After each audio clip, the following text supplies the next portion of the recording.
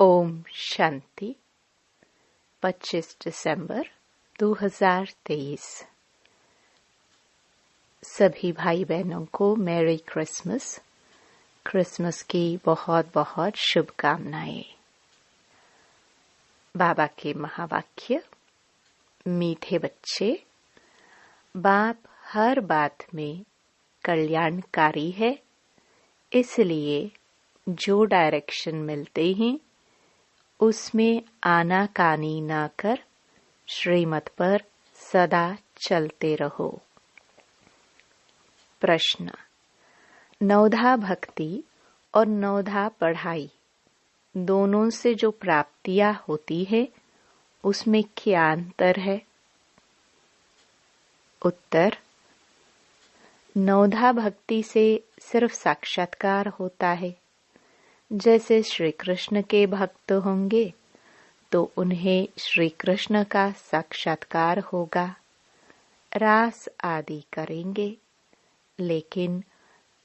लेकिन वे कोई वैकुंठपुरी व श्री कृष्णपुरी में नहीं जाते। तुम बच्चे नवधा पढ़ाई पढ़ते हो, जिससे तुम्हारी सब मनोकामनाएं पूरी हो जाती हैं। इस पढ़ाई से तुम वैकुंठपुरी में चले जाते हो। गीत। आज नहीं तो कल। ओम शांति। यह किसने कहा कि घर चल? किसका बच्चा रूठ कर चला जाता है तो मित्र संबंधी आदि उनके पिछाड़े जाते हैं, कहते हैं रूठे क्यों हो, अब चलो घर। यह भी बेहद का बाप आकर सब बच्चों को कहते हैं, बाप भी है, दादा भी है, जिस्मानी भी है तो रूहानी भी है। कहते हैं, हे बच्चे अब घर चलो, रात पूरी हुई है, अब दिन होता है। यह हो गई ज्ञान की बातें। ब्रह्मा की रात, ब्रह्मा का दिन। यह किसने समझाया? बाप बैठ ब्रह्मा और ब्रह्मा कुमार कुमारियों को समझाते हैं। आधा कल्प है रात, अर्थात पतित रावण राज्य अथवा भ्रष्टाचारी राज्य, क्योंकि आसुरी मत पर चलते हैं। अब तुम श्रीमत पर हो। श्रीमत भी है इनकॉग्निटो। हम जानते हैं बाप खुद आते हैं, उनका रूप अलग है, रावण का रूप अलग है। उनको 5 विकार रूपी रावण कहा जाता है। अभी रावण राज्य खलास होगा, फिर ईश्वरीय राज्य होगा। राम राज्य कहते हैं ना, सीता के राम को नहीं जपते हैं। माला में राम राम जपते हैं ना, वह परमात्मा को याद करते हैं। जो सर्व का सद्गति दाता है उनको ही जपते रहते हैं। राम माना गॉड। माला जब जपते हैं तो कभी कोई व्यक्ति को याद नहीं करेंगे। उनकी बुद्धि में दूसरा कोई आएगा नहीं। तो अब बाप समझाते हैं, रात पूरी हुई। यह है कर्म क्षेत्र, स्टेज, जहाँ हम आत्माएं शरीर धारण कर पाठ बजाती हैं। 84 जन्मों का पाठ बजाना है।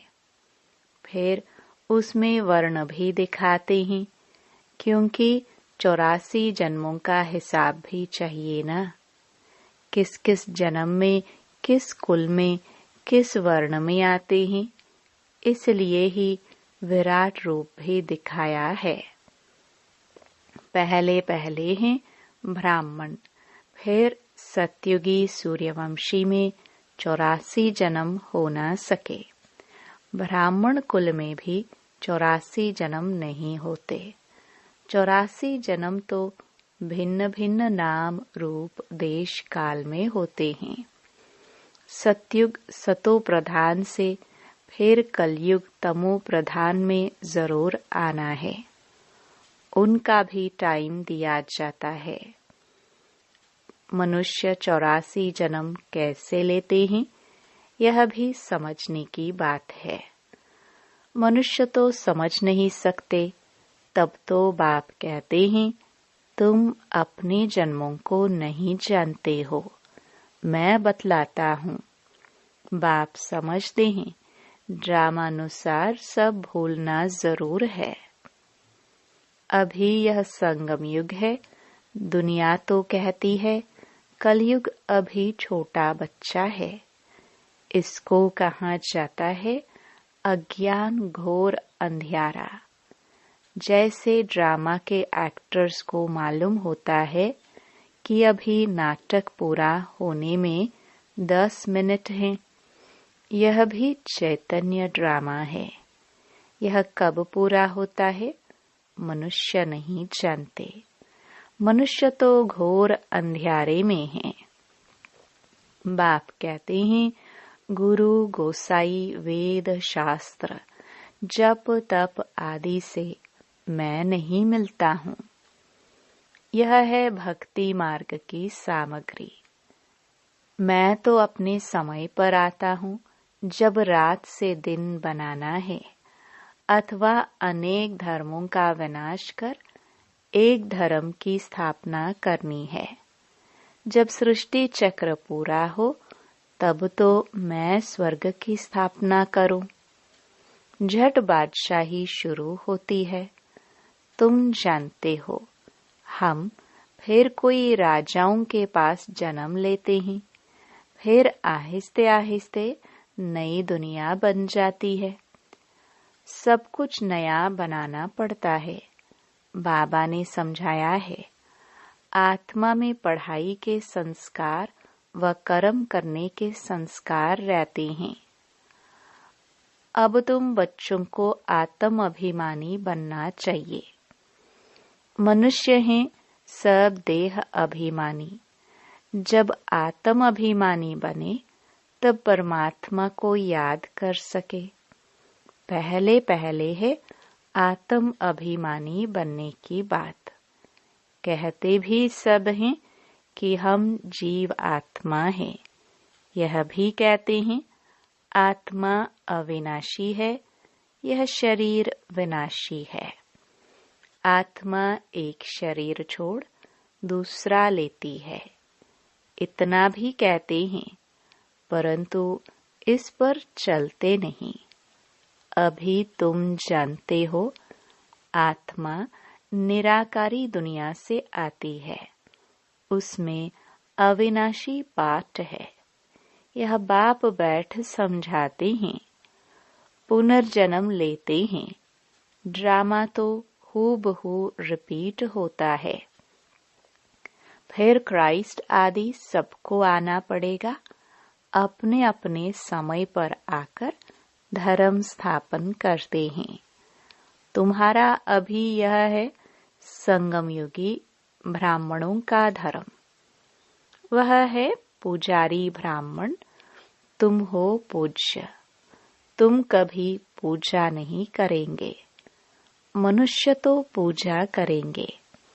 तो बाप समझाते हैं यह कितनी बड़ी पढ़ाई है, कितनी धारणा करनी पड़ती है। विस्तार से धारणा करने में नंबरवार हैं। नक्शल में तो समझते हैं बाबा रचता और यह उनकी रचना है। अच्छा, यह तो समझते हो ना बाप है। बाप को सब भक्त याद करते हैं। भक्त भी हैं, बच्चे भी हैं। भक्त बाबा कह पुकारते हैं। अगर भक्त भगवान हैं तो फिर बाबा कह किसको पुकारते हैं? ये भी समझते नहीं। अपने को भगवान समझ बैठ जाते हैं। बाबा कहते हैं ड्रामानुसार जब ऐसी हालत हो जाती है, भारत बिल्कुल ही लास्ट खाते में चला जाता है, तब बाप आते हैं। भारत जब पुराना हो तब फिर नया बने। नया भारत जब था तो और कोई धर्म नहीं था, उसको स्वर्ग कहा जाता है। अभी पुराना भारत है, इसको नरक कहेंगे। वहां पूज्य थे, अब पुजारी है। पूज्य और पुजारी का फर्क तो बता दिया है। हम आत्मा सो पूज्य, फिर हम आत्मा सो पुजारी। हम सो ज्ञानी तो आत्मा, हम आत्मा पुजारी तो आत्मा। आप ही पूज्य, आप ही पुजारी भगवान को नहीं कहेंगे, लक्ष्मी नारायण को कहेंगे। तो यह बुद्धि में आना चाहिए कि वह कैसे पूज्य और पुजारी बनते हैं। बाप कहते हैं, कल्प पहले भी मैंने ऐसे ही ज्ञान दिया था, कल्प कल्प देता हूँ। मैं आता ही हूँ कल्प के संगम युग पर। मेरा नाम ही पतित पावन है। जब सारी दुनिया पतित होती है तब मैं आता हूँ। देखो, यह झाड़ है, इसमें ब्रह्मा ऊपर में खड़ा है। पहले आदि में दिखाते हैं, अभी सब पिछाड़ी में है। जैसे ब्रह्मा पिछाड़ी में प्रत्यक्ष हुआ है, वैसे वह भी पिछाड़ी में आएंगे। जैसे क्राइस्ट है तो वह फिर अंत में आएगा, परंतु हम पिछाड़ी यानी डाल के अंत में उनका चित्र नहीं दे सकते हैं, समझा सकते हैं। जैसे यह देवी देवता धर्म की स्थापना करने वाला प्रजापिता ब्रह्मा है, अभी झाड़ की अंत में खड़ा है। क्राइस्ट भी क्रिश्चियन धर्म का प्रजापिता है ना। जैसे यह प्रजापिता ब्रह्मा, वैसे वो प्रजापिता क्राइस्ट, प्रजापिता बुद्ध, यह सब धर्म की स्थापना करने वाले हैं। सन्यासियों का शंकराचार्य, उनको भी पिता कहेंगे। वह गुरु कहते हैं, कहेंगे हमारा गुरु शंकराचार्य था। तो यह जो डाल के आदि में खड़े हैं, यह फिर जन्म लेते लेते अंत में आते हैं। अभी सब तमो प्रधान स्टेज में हैं, यह भी आकर समझेंगे। पिछाड़ी में सलाम करने आएंगे जरूर। उन्हों को भी कहेंगे, बेहद के बाप को याद करो। बेहद का बाप सबके लिए कहते हैं, देह सहित देह के सब संबंधों को छोड़ो। यह ज्ञान हर एक धर्म वाले के लिए है। सब देह के धर्म छोड़ अपने को अशरीरी समझ बाप को याद करो। जितना याद करेंगे, ज्ञान की धारणा करेंगे, उतना ऊंच पद पाएंगे। कल्प पहले जिसने जितना ज्ञान लिया होगा, उतना जरूर आकर लेंगे। तुम बच्चों को कितना फकुर रहना चाहिए। हम विश्व के रचयिता बाप के बच्चे हैं। बाप हमको विश्व का मालिक बनाते हैं, राजयोग सिखला रहे हैं। कितनी सहज बात है, परंतु चलते चलते थोड़ी सी बात में संशय आ जाता है। इसको ही माया का तूफान व परीक्षा कहा जाता है। यह तो बाप कहते ही हैं कि गृहस्थ व्यवहार में रहना है। सबको घर बार छुड़ा दूं तो सब यहाँ बैठ जाए। व्यवहार में भी पास करना है, फिर समय पर सर्विस में लग जाएंगे। जिन्होंने धंधे आदि को छोड़ा है, उन्हों को फिर सर्विस में लगाते हैं।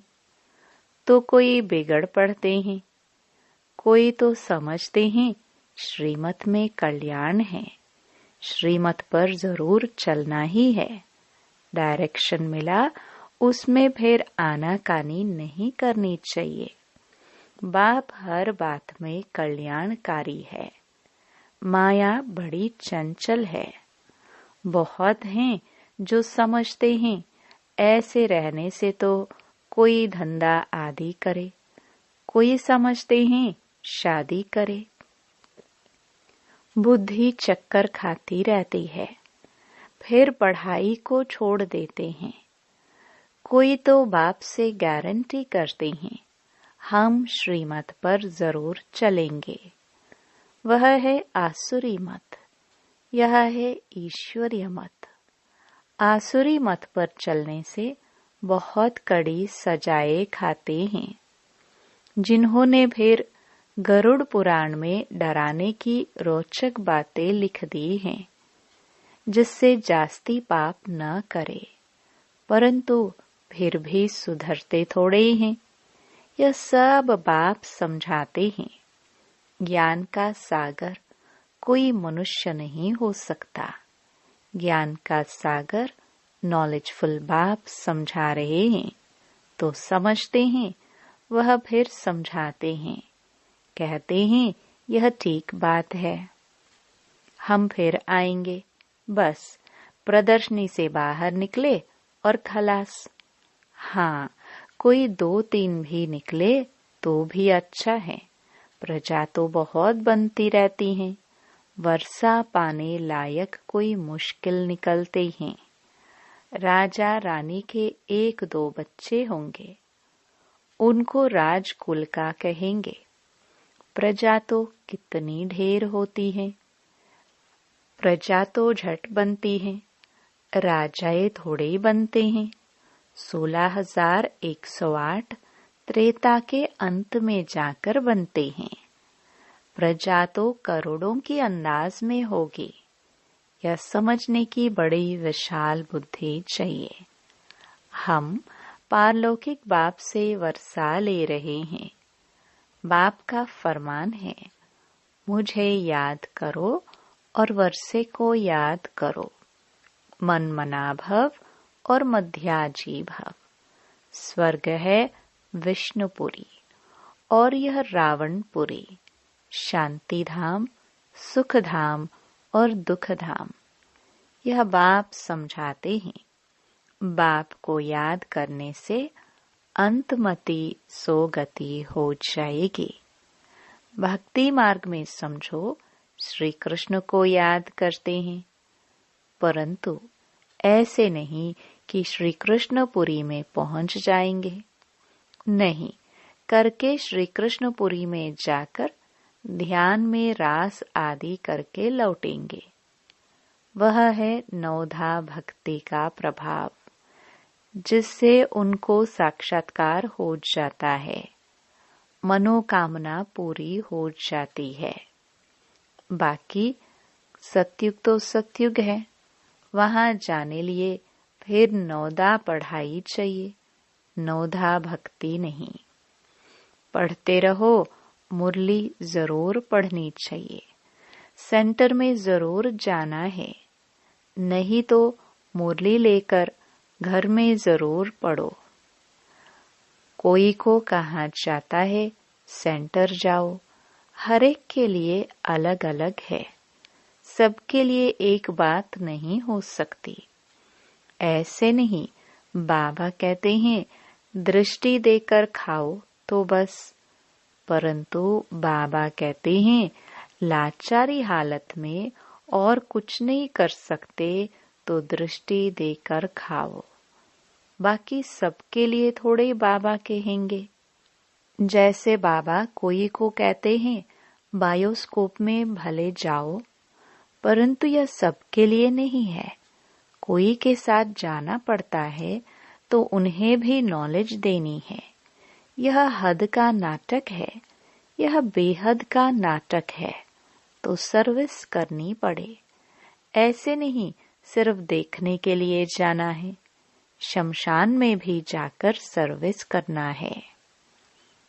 अच्छा, मीठे मीठे सिखिलदे बच्चों प्रति माता पिता बाप दादा का याद प्यार और गुड मॉर्निंग।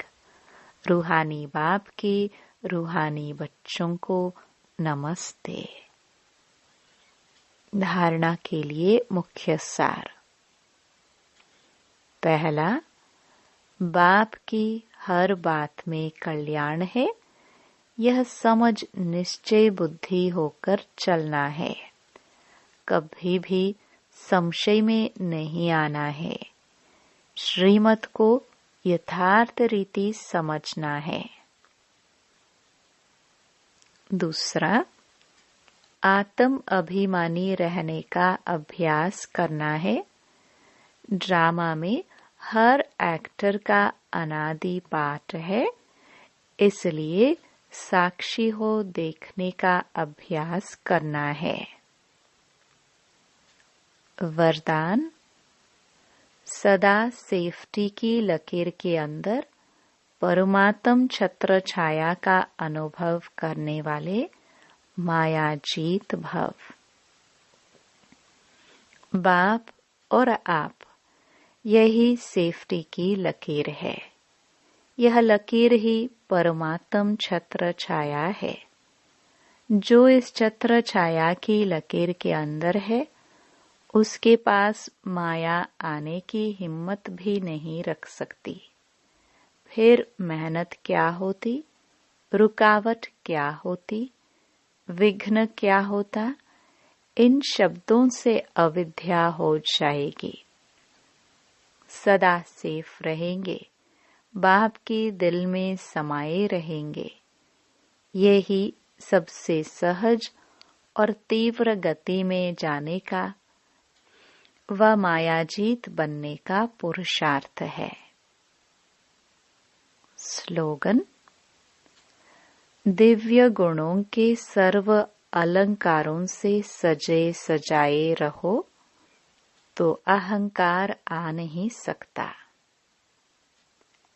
ओम शांति।